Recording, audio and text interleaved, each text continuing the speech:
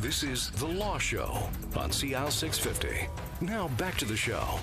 Welcome back. Good to have you with us this Sunday morning. I'm Sterling Fox. In studio with me are lawyers Scott Stanley and Stephen Gibson from the law firm Murphy-Battista LLP, a Vancouver personal injury law firm located downtown, right there at 650 West Georgia, and online at murphybattista.com. And let me help you out with Battista. It's Battista.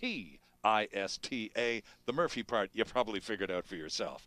We talked about the clients that Murphy-Battista serves, and the fact that you have a very specific, Scott, house rules, as it were, policy, I guess would be a better way, in terms of client load. You're very conscious of the client load that each of you carry, and you're very keen not to overload any one of you so that you're able to serve appropriately the clients that you do have.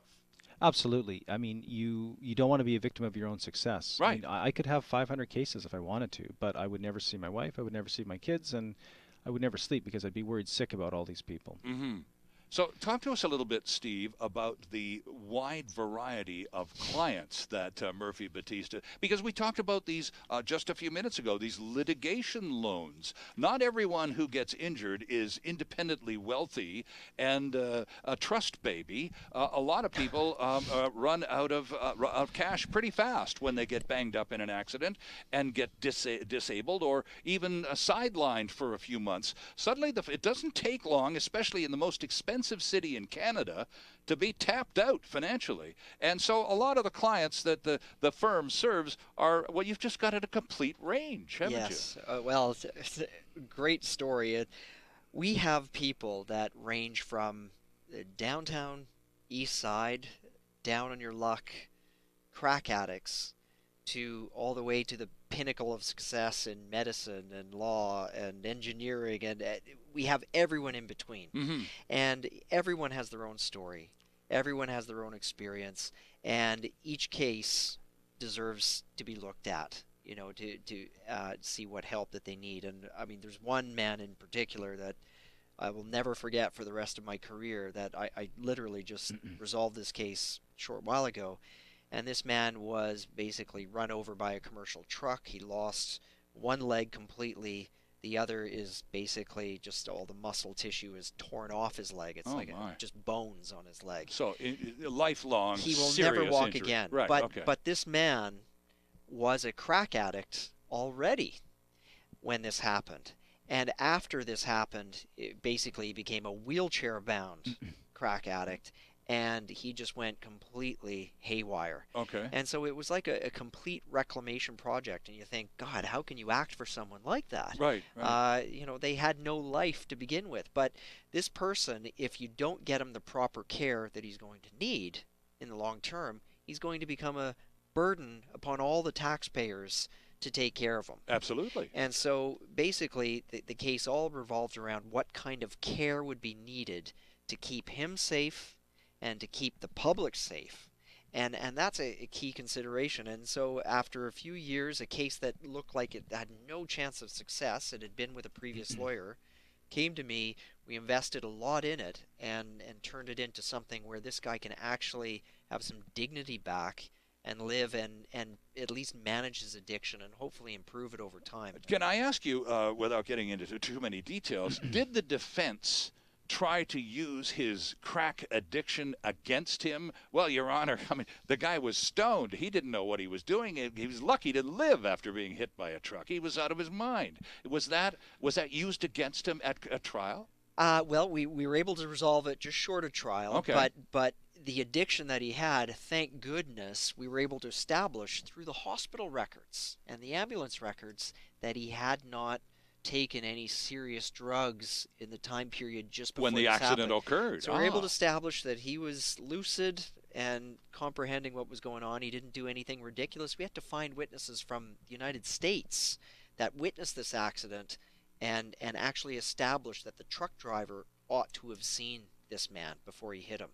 So it made a huge difference. It went from a nothing to a seven-figure plus kind of a case. Interesting stuff. How did he find you? I'm just curious as to how someone from the downtown east side who's a drug addict connects with a sharp lawyer from Murphy-Battista. I knew someone that was in the medical field that this person had come in contact with, and that medical person with good training could see how desperate this man's situation was, and it sounded like the previous lawyer just wasn't able to service what he needed, and referred him to me. And I have to tell you, the first time I met him, he smoked crack in front of me. It was one of the scariest experiences of my life. And holy cow! Most lawyers would have just walked away. I think so. Yeah, that'd be you're a pretty strong guy then. I held my breath, got through it, and just appreciated the fact that this man needs help more than anyone does. And if I don't do it, probably no one else would. And I'm glad I stuck with him. I'm really appreciative of how he ended up. And you were able to successfully achieve a realistic award. So this man will not be a burden on society and will enjoy some degree of quality of life. Yes, exactly. Interesting Precisely. stuff. Yeah. Scott, I'm sorry? Yeah, the first firm that Steve and I worked at was a great firm, Corey Hunter, a full-service law firm. Give them a bit of a plug. They were a full-service law firm, still are, where they basically represented regular people. Mm-hmm. And one of the lawyers, a lovely man, Paul Levy, said to me, and I think he must have said the same thing to Steve. He says, when you just started out, first or second day on the job when we're articling, look, you're going to see all sorts of people as a lawyer. You're going to come across people that you don't understand and people that don't attract any sympathy. And those are the ones that you need to spend the most time with because no one cares about them.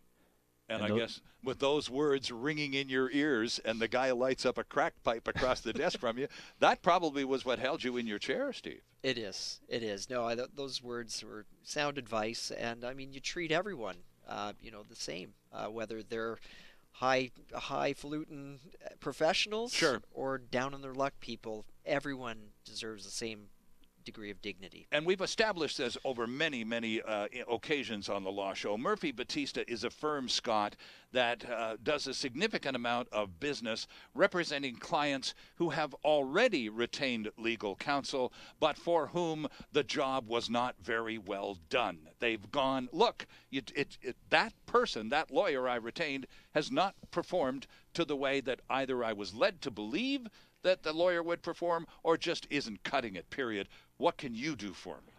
We get cases like that. We also get cases that no lawyer wants, that they think they're too tough, right? And those are the cases that I really like. I like doing things that other lawyers can't do or won't do. And I really, personally, I like the challenge of taking on a client where, the 3 or 4 lawyers have said, no, you have no case here. Right. And I did one several years ago, a young fellow that was injured in outside a pub. And 3 or 4 lawyers, really quite good lawyers, said, look, it's just not a case that we're prepared to take. We don't think there's a claim here. We're not prepared to take the risk and invest in it. And injured what? In a fight outside a pub or something? Serious fight and had a spinal cord injury. Oh my, okay. Quadriplegia. And so the lawyers rejected taking the case based on the notion of what he sort of brought it upon himself. Well, no, they just there may be fault, there may not, there right. may not be insurance money. Right. How am I going to get paid? So 4 lawyers, I think it was 3 or 4, gave it a pass, and I took it on, and I got all the money out of 2 very healthy insurance policies for this fellow, which is great. But the real cool thing is you keep in touch with our clients. We try to. And I was over at his home the other day, and he lives in a fully adapted home, lovely place, married, and he just had a baby girl. Oh boy! And none of those things would have happened. Absolutely not. Had he not had a successful claim. Wow, but what also saying something not only about your insight into taking on the case in the first place, but also full credit to this individual for staying the course and for finding you after being rejected and rejected and rejected.